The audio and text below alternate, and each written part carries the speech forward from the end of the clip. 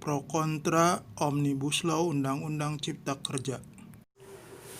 Assalamualaikum warahmatullahi wabarakatuh.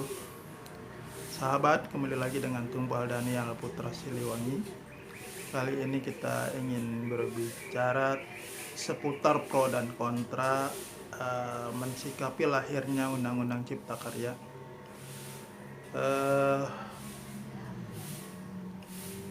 Setelah undang-undang itu disahkan pada malam hari, dan itu juga menimbulkan pertanyaan dalam waktu yang singkat, dikebut agar bisa selesai undang-undang tersebut, dan memang akhirnya pada 5 Oktober undang-undang tersebut diketuk palu oleh DPR RI dan diterima oleh pemerintah sebagai undang-undang yang akan berlaku untuk mengatur banyak hal dan bisa mengatasi berbagai persoalan yang dihadapi oleh bangsa dan negara pada saat ini. Kita langsung bicara kepada mereka yang pro. Mereka yang pro tentu saja argumentasinya juga logis. Dia mengatakan selama ini begitu banyaknya perundang-undangan yang mengatur di dalam banyak hal,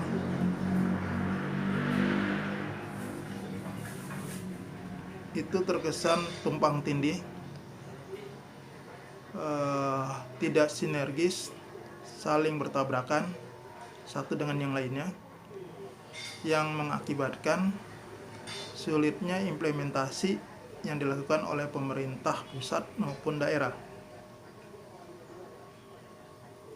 Akibatnya, karena kesulitan-kesulitan yang dihadapi dari ruwetnya peraturan ini, karut-marutnya peraturan yang ada, itu berakibat langsung kepada enggannya para pihak yang ingin melakukan investasi di tanah air karena merasa tidak nyaman, merasa dipersulit, dan banyak lagi kendala-kendala yang dihadapi di lapangan. Birokrasinya berbelit-belit, lama, dan soal perizinan itu sangat mahal karena begitu banyak pungutan-pungutan. Akhirnya investasi di Indonesia, kesimpulan mereka adalah tidak efisien. Karena tidak efisien, tidak menguntungkan, maka mereka enggan untuk berinvestasi di Indonesia. Dampaknya, lapangan kerja menjadi sempit, pendapatan masyarakat menurun, daya beli masyarakat melemah, dan sumber pendapatan negara pun semakin seret. Akibatnya, kalau keadaan semacam itu terus dipertahankan, maka krisis ekonomi bisa akan cepat terjadi. Bila krisis ekonomi itu terjadi secara nasional, itu akan menyulitkan bagi semua pihak. Nah, latar belakang kondisi semacam inilah yang menjadi pemikiran pemerintah untuk segera menghadirkan solusi mengatasi keruwetan undang-undang yang ada, timpang tindihnya peraturan yang ada. Dalam ilmu hukum tersedia jalan pintas untuk mengatasi tersebut dengan apa yang kita kenal Omnibus Law, yaitu satu formula, satu paket, satu model peraturan atau perundang-undangan untuk mengatur banyak hal. Jadi satu undang-undang bisa mengatur lintas sektor, lintas bidang, interdisipliner, satu untuk semua, one for all. Nah, itulah hakikat daripada undang-undang yang bersifat Omnibus Law. Nah, pemerintah dalam hal ini sudah merancang satu paket undang-undang yang bersifat Omnibus Law yang melingkupi 3 sektor utama. Yang pertama dan yang sudah disahkan adalah Undang-Undang Cipta Kerja. Yang kedua masih RUU, yaitu penguatan di bidang perekonomian dan juga persoalan perpajakan. Dan yang ketiga adalah RUU tentang penguatan keuangan. Berkait dengan Undang-Undang Cipta Kerja ini,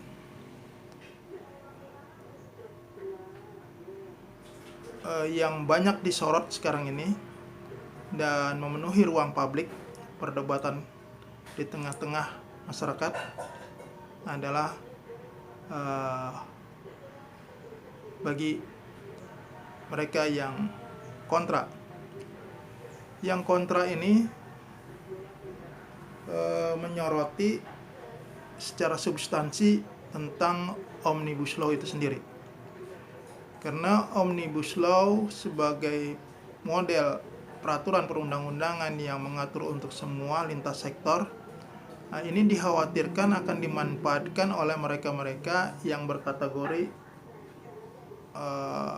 kelompok-kelompok tertentu yang memiliki kapital yang besar.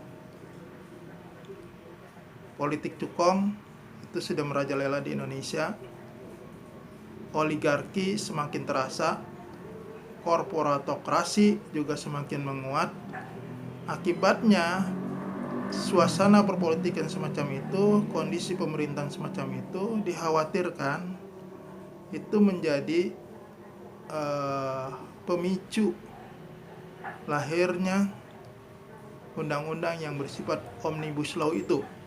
Artinya seakan-akan undang-undang Omnibus Law itu adalah pesanan untuk kalangan tertentu untuk memudahkan jalan ikhtiar mereka lebih leluasa menguasai berbagai hal yang bersifat menguntungkan secara politik, ekonomi, dan sosial. Dan tentu saja alasan ini masuk akal dan tentu saja harus diberikan jawaban secara benar dan proporsional. Selanjutnya mereka yang kontra juga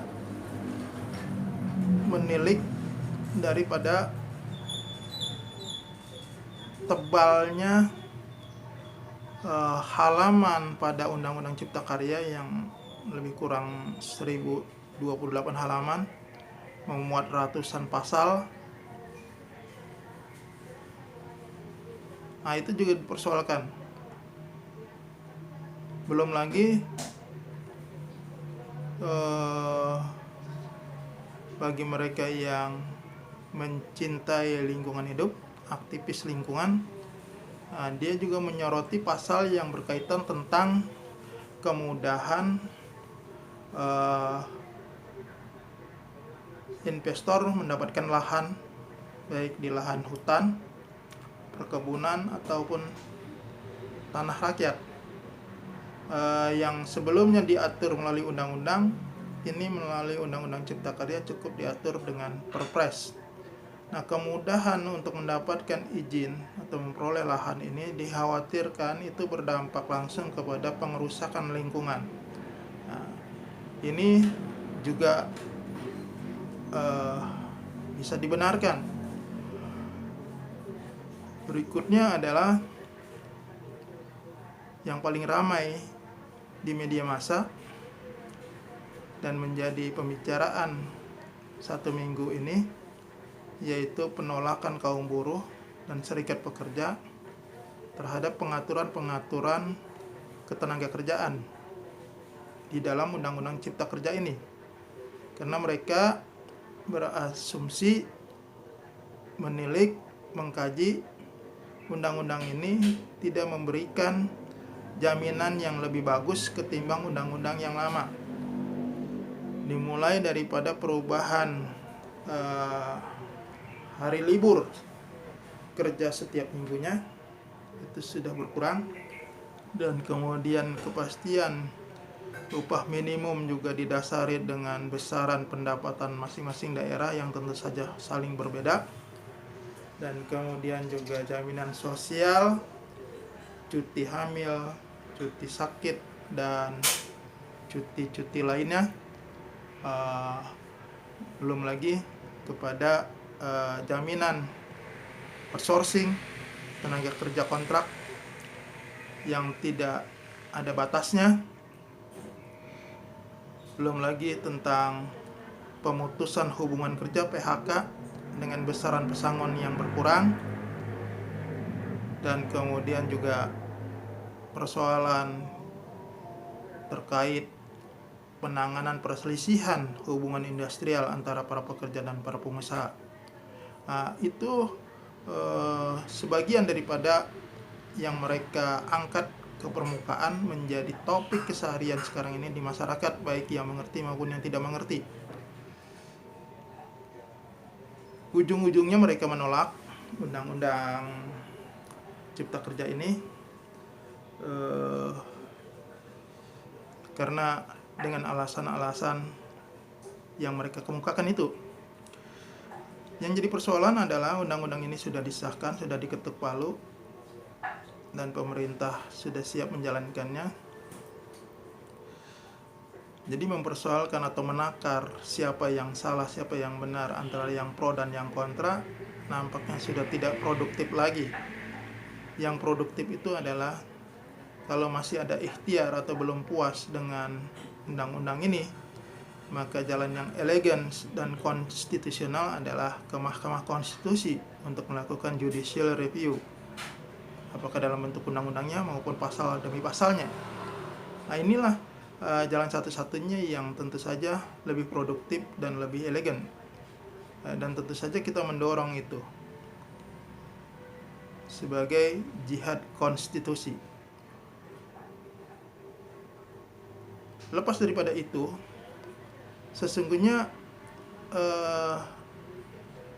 begitu banyak aturan yang diatur di dalam Undang-Undang Cipta Kerja, karena dia mereduksi dari 77 undang-undang yang ada dan hampir 1000 lebih pasal-pasal yang tersebar di berbagai undang-undang tersebut, disatukan ke dalam satu undang-undang yang maka tebalnya hampir 1000 halaman itu. Jadi wajar ketebalannya itu karena memang dia mereview lebih daripada 1000 pasal.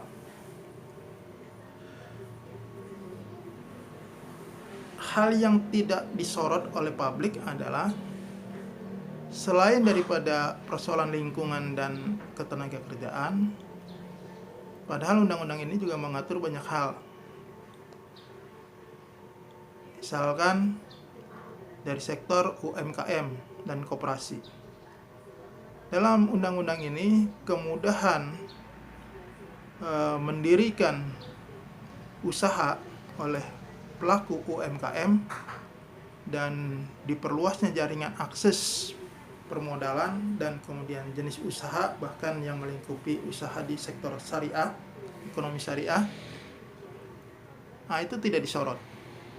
Padahal ini adalah satu kemajuan dari sektor UMKM. Begitu juga koperasi. Dalam undang-undang koperasi yang lama, mendirikan koperasi itu minimal harus 20 orang anggota. Di dalam undang-undang yang baru ini cukup 9 orang anggota. Nah, ini juga tidak disorot. Padahal mereka yang terlibat langsung di dalam UMKM dan koperasi itu jauh lebih besar jumlahnya ketimbang mereka yang berkiprah di dalam sebagai pekerja kontrak atau kaum buruh. Jadi ini adalah yang harus kita kemukakan juga ke publik, agar publik itu bisa menerima informasi yang lengkap, tidak sepotong-sepotong, tidak parsial, yang akibatnya publik tidak bisa menerima informasi yang benar. Untuk itu kita juga tentu saja percaya semua pihak baik yang pro maupun yang kontra itu semuanya dimaksudkan untuk kepentingan yang lebih besar, kepentingan bangsa, negara, dan rakyat itu sendiri. Untuk itu niat baik dan cita-cita yang luhur ini untuk menghadirkan sebuah kehidupan bernegara yang baik dan benar, dan kemudian terjaminnya keberlangsungan hidup kita bersama. Marilah tentu saja kita sikapi secara arif pro dan kontra ini dengan tentu saja dengan hati yang tenang, jangan dipropaganda dengan hal-hal lain yang akibatnya akan tidak produktif. Sahabat, demikian. Terima kasih. Assalamualaikum warahmatullahi wabarakatuh.